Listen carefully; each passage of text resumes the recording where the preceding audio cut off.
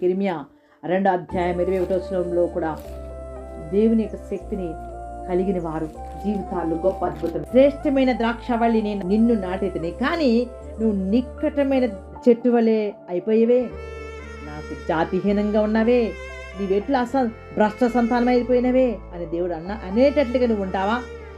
మనుషులకు అపనమ్మకం ఎక్కువ, ఫలింపులేని ద్రాక్షవల్లి అంటారు నీకు.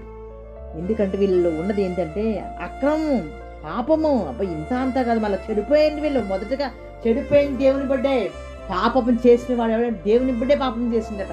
శ్రేష్టమైన వారికి నేను నాటాను, కానీ వీటిని ఎట్లయిపోయిందంటే నిక్కటమైన విత్తనం అయిపోయిందంట, పాడైపోయిన చెట్టు అయిపోయింది, జాతిహీనం అయిపోయిందట. వీళ్ళలోంచి ద్రాక్షవల్లి ఉండవలసిన వీరు భ్రష్టమైపోయారు అంటున్నాడు. ఇక్కడ క్వశ్చన్ వేస్తున్నాడు, భ్రష్టమైన సంతానం అయితివి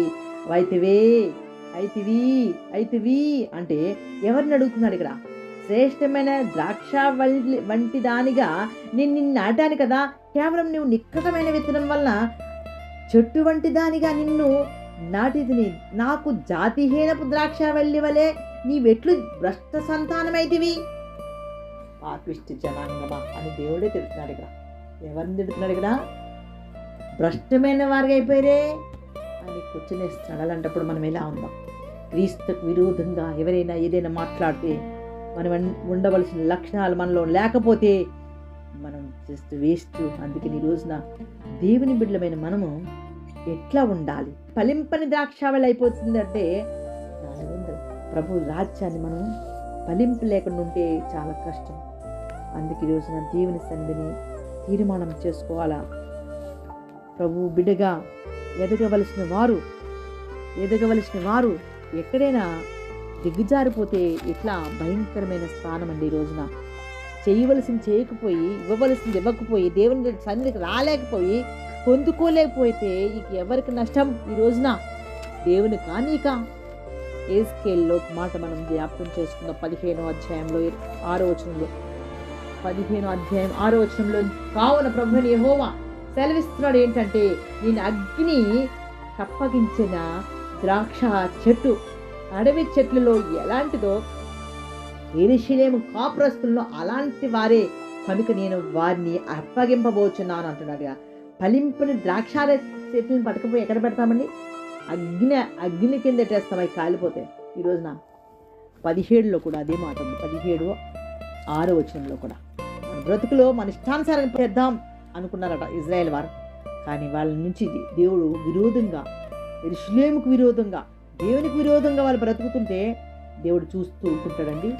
దేవుడు కూడా కోపడుతుంటాడు. అందుకని ఈ రోజున మన బ్రతుకు మంది కాదు, దేవుని ఉంటేనే అసలైన బ్రతుకు. అది చిగుర్చి పెరుగును, విశాలంగా కొమ్మలుగా అల్లుకొని గొప్ప ద్రాక్షవల్లి ఆయను, దాని కొమ్మలు ఆ పక్షిరాజు వైపున అల్లుకొనుచు ఉండెను, దాని వేళ్ళు కింద వరకు తన్నుచుండును. అలాగా ద్రాక్ష చెట్టు శాఖోపు శాఖలు వర్ధిల్లుతూ రెమ్మలు వేసెను. ఈరోజు నా ద్రాక్షవల్లి ఎలా ఎక్కువగా పెరగాలంటే ముందు పైకి పొలంలో ఇచ్చుకుంటూ పైకి పోతాయి. దేవుని వాక్కును విన్నవారు ఎదగాలి. పరిశుద్ధాత్మలు ఎదగాలి తప్ప ఓడిపోదు. పరిశుద్ధ జీవితానికి మొదటి మెట్టు ఏంటంటే పాపాన్ని విడిచిపెట్టడమే పరిశుద్ధ జీవితానికి మెట్టు. అసంతృప్తి అన్నదాన్ని దీన్నే అసంతృప్తి అంటాడు. పాపంలో ఉన్నవాడు అసంతృప్తి అని అర్థం. మొదటగా అసంతృప్తి అంటే తృప్తి లేకపోవడం అన్నట్టు. పాపమో పరిశుద్ధత, వీడు పాపాత్ముడే అన్నట్టు దాని అర్థం. ఎందుకంటే పాపానికి వీడు మొదట పుట్టినవాడు, వీడు పాపంలోని వీడి తల్లిదండ్రులను కన్నాడు, కానీ పాపం ఒప్పుకోలేదు. ఇంకా పరిశుద్ధ దేవునితో వీరి సంబంధం లేదు. అందుకని ఈ రోజున పరిశుద్ధులు మనం చెప్పుకుంటున్నారు, కానీ వీరి జీవితం ఇంకా మృతమే. దేవుడు మాట్లాడుతాడు ఈ రోజున. పరిశుద్ధ దేవుని మాటలు అశ్రద్ధ చేయకుండా ఉందామా? దేవుని వాక్యము సూటిగా మనందరితోనూ గద్దిస్తున్నాడు. పరిశుద్ధాత్మ దేవుడు గొప్ప కార్యము జరిగించిన నాడు ద్వితీయోపదేశకాండ 32వ అధ్యాయంలో 32వ వచనం దేవుని వాక్యం మనతో స్పష్టంగా మాట్లాడుతుంది. సరిగా అర్థం చేసుకున్నట్లయితే మంచిది. 44వ అధ్యాయం 20వ వచనం, విషయ వాడు బూడిద తింటున్నాడు అని తెలిసింది, దుర్మార్గులుగా ఉన్నాడు, పాపం యొక్క వంచనతో వాడు జీవిస్తున్నాడు, వంచుకుంటున్నాడు, చెడు వృద్ధి వీరిలో ఉంది. అసంతృప్తి పాప జీవితానికి సంబంధించిందన్నాడు. అది ఎవడును ఆలోచన చేయడు.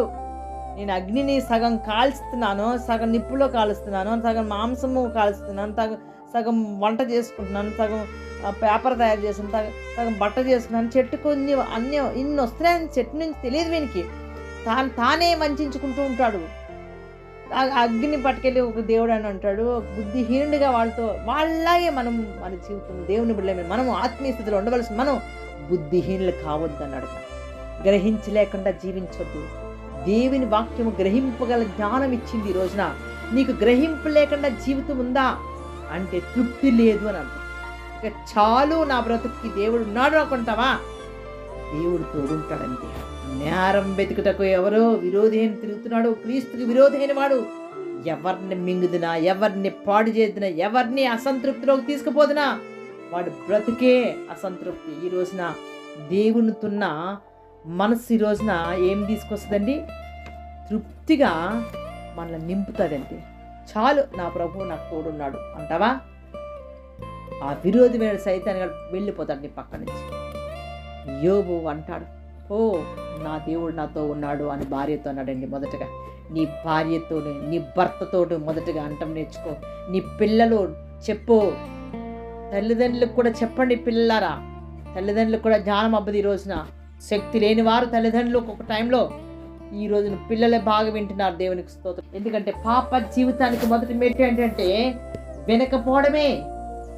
జాగ్రత్త. ప్రభు సన్నిధిని మీరు కలిగి ఉన్నప్పుడు మీరు దేంట్లో కూడా అసంతృప్తిగా ఉండరు. తృప్తిగా దేవుని మాట విని సంతోషంగా ఉండగలుగుతారు. అందుకే ద్వితీయోపదేశకాండం 32 అధ్యాయంలో మనం ఒక్కసారి జ్ఞాపకం చేసుకుందాం. 32 ప్రభు ఏం మాట్లాడుతుంది విందాం. దేవుని యొక్క వర్తమానం ఏదైతే వింటున్నారో మీకు ఆశీర్వాదం మీ ఇంటికి వచ్చుగాక. వెర్రి ద్రాక్షాలు ఉన్నాయండి ఇక్కడ. వెర్రి ద్రాక్షాలు. వారి ద్రాక్షవల్లి సొధము ద్రాక్షవల్లి, అది కుమర్ర పొలంలో పుట్టినది. వారి ద్రాక్ష పండ్లు పిచ్చి ద్రాక్ష పండ్లు, వాటి గెలలో చేదైనవి.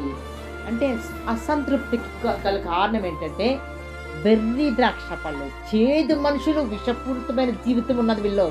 విషమే ఉంది వీళ్ళ జీవితం, బాగలేదట. పాపపు జీవితానికి విషానికి గుర్తున్నట. చేదైపోయింది వీళ్ళ జీవితం. మాటల్లో చేదు, బ్రతుకుల్లో చేదు. అందుకే దేవుడు అంటాడు కదా, అసంతృప్తి పాప జీవితానికి మొదటి మెట్టు. అంటే పాపం ఫలితం ఏంటంటే, ఎందుకు యెషయా 5వ అధ్యాయం ఒకసారి చదువుదాం. 2వ వచనంలో ప్రభువు మాట్లాడుతున్నాడు. పరిశుద్ధాత్మ దేవుడు 5:2 అధ్యాయంలో ఏమంటున్నాడో విందాం. దానిని బాగా తవ్వి రాళ్ళని ఏరి అందులో శ్రేష్టమైన ద్రాక్షవల్లిని నాటించాను. ఈ రోజున మన శ్రేష్టమైన ఈ పరిచర్య ఆటంకం చేయడు. ఈ రోజు ఈ శ్రేష్టమైన ఈ పరిచర్య నాటించింది ప్రభువే. మేము కాదు, పురుషోత్తమ కాదు, ఉమారాణి కాదు, ఒక రంజిత్ కాదు, ఒక అనుషరాని కాదు. జస్ట్ సమృద్ధి మాట విన్నారంతే. ఫలించాలని ప్రభు పిలిచాడు. పరిచర్య జరిగిస్తున్నారు. ఫలించాలంటాడు కదా. ఫలించాలంటే మీలో మురికి వెళ్ళొద్దు, మీలో పాపం వెళ్ళొద్దు. మీరు ఫలించాలనే పాప మరకలన్నీ కాల్చి వేసుకుని పాప ఫలితాలతో ఉండకుండా, కారు ద్రాక్షాలతో ఉండకుండా చేదు వెళ్ళొద్దు, అసంతృప్తి రావద్దు మీలోంచని ప్రభు వర్తమానం దేవుడు గుర్తు చేస్తున్నాడు.